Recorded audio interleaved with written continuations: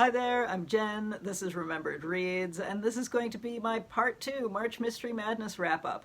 I will link to all of the founders and co-hosts March Mystery Madness, the annual celebration of all things mystery, below, and let's talk about some mysteries. I will start, as I usually do with these, with an Agatha Christie audiobook. I listened to the audio version of The Adventure of the Christmas Pudding, which is a shorter Poirot mystery in audio format. It was about an hour and a half, and this was narrated by Charles Armstrong. And he does seem to be doing an impression of David Suchet's version of Poirot.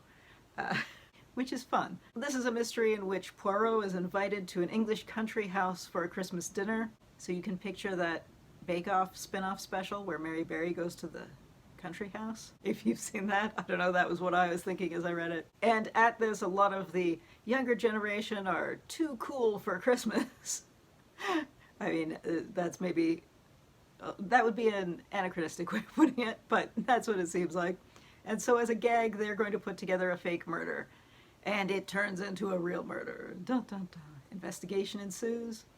Kind of a cute warning from a staff member also ensues. Although maybe kind of patronizing if you think about it too much. This is a cute story. I think if you are working your way through all of Agatha Christie's work or all of her Poirot books, this is absolutely worth checking out. Because it is a short story, I'm not going to say too much of it because I would spoil things. But this is a great reading. It's a lot of fun. Good way to start the second half of the month. Next up, I thought I would read something that would be a bit of a genre blend, and it turned out to be less of a mystery than or less of a thriller, I guess, is what I thought it was going to be. And that is Confessions of an Italian Marriage by Dani.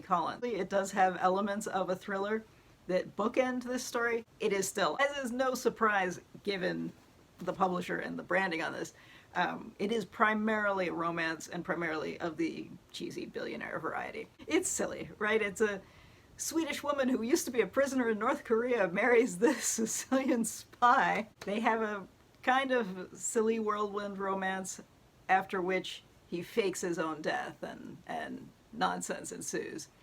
It's ridiculous. The plot that's described on the back, which makes it sound like more of a thriller, is actually only the bookending device, and the middle part is the history of their romance, which is not terrible by the standards of this particular type of billionaire romance, which is notoriously cheesy, but I thought it was disappointing that it didn't have the actual thriller elements. I will say it's kind of an unconventional choice to have your international spy be a wheelchair user, so that's interesting. And the author has clearly thought some of that through, both in spy terms and in romance terms. But it is ultimately kind of silly. As I said, not really the thriller mystery that I thought it might be. But oh well. So I thought I'd follow that up by trying another genre blend, and that would be a science fiction thriller hybrid. And this one turned out to have more thriller elements, so that's a bonus. And that was RetroActive, which is a science fiction comic by Ibrahim Moustafa, who draws he's the artist, although not the writer, on the James Bond series. He also has social media accounts that have some of his comics, but they're mostly dedicated to the custom action figures that he makes. That's kind of fun. This is a story in which we have a time cop, essentially, and on one of his time travel missions, he encounters someone who is clearly also time traveling and trying to stop him. So he's trying to figure out who is that person, what is their motivation, what's happening, can they steal their technology, because it's clearly a higher level of technology than his US government operative group has. Pacing-wise and art-wise, this felt very much like more like a book in the French tradition than the American tradition, which I think is interesting because this is an American author writing a book in English in a very clearly US setting and everything. I think the way an action book tends to be paced, you can often tell, was this a book that was originally written for the US market or was this a book that was originally written for the French market? And the tempo of this is very French feeling, which is really interesting. The ultimate solution to the mystery is a little cheesy and maybe doesn't hold up when you start thinking about, did he get out of this one thing too easily? Shouldn't there have still been a time loop that he's stuck in? But if you don't think about this too carefully, it was entertaining. It's fluff, but it is fun fluff, and you can't complain about fun fluff. And finally, I read Thomas King's DreadfulWater, which is the first volume in a mystery series that he has. And yes, this is the same Thomas King who is mostly known for nonfiction and serious literary fiction. His nonfiction work, The Inconvenient Indian, was everywhere on BookTube a while ago. And he has a whole pile of novels that if you follow Canlit, you're probably familiar with. This is kind of a funny series in that he originally wrote these 20 years ago under a pen name and has sort of reworked them and rebranded them as they've come out again now under his own name. And they're funny. And funny in the sense, both in the sense that they're kind of an odd mix, but also funny in the sense that there's humor in them. This is not a mystery that I would call cozy, but it does have some goofy elements that you would expect in a cozy. Sometimes it's kind of silly to a point that you think, is this a parody, or is this going in a satirical direction? But then it will pull it back and be more serious. And it's kind of a funny blend. In this, we're following an ex-police officer who has some tragedy in his past, so he's moved to what's kind of implied to be probably somewhere in Montana or Wyoming or something where they're close enough that they could drive up to Alberta sometimes. And so this photographer occasionally takes photos for the police, which is why he's called to a crime scene.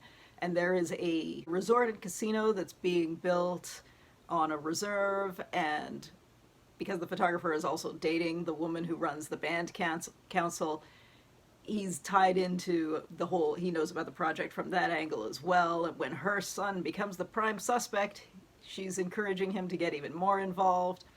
And again, some of it's silly. There's a ridiculous scene where he's golfing with some millionaires, and then there's a very serious scene where you see like an unarmed indigenous kid being shot by a police officer. Ought to be doing something else. And then you have a ridiculous scene in a diner where they're drinking terrible coffee, and then you swing back and have another really serious scene. So it's tonally, it's a very strange book.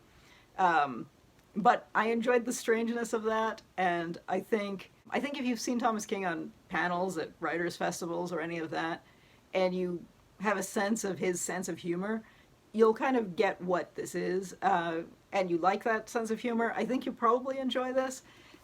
Some of it I think hasn't particularly aged that well, because as I said, that first book was written 20 years ago, and it's playing with topical themes, but they're topical themes that maybe we talk about slightly differently now just because of things that have happened in the interim. Overall, I think it was still entertaining. It is not probably the kind of mystery where you're going to guess who did it, because it is not set up like that. And when you eventually find out who did do it, it goes down a bit of a silly path. And not because the events themselves are silly, but because the pace at which characters are introduced and what we find out about them doesn't necessarily follow what the characters find out, so it's just not that kind of book.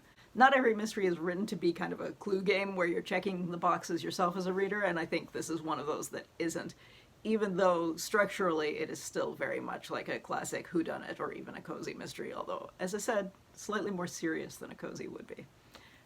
But if you're up for a kind of funny tone blend, there you go. That was entertaining. I don't know if I'll save book 2 for next year's March Mystery Madness, or if I'll pick it up before that, but I am looking forward to eventually reading more in this series, because it was entertaining. Alright, so that was the end of my March Mystery Madness reading. If you were participating in March Mystery Madness, I'd love to hear how many mysteries you read, if it was 1 or if it was 31, it's all fair. Yeah, and if you've read any of these, I'd love to hear what you thought. That's it for now. Ciao.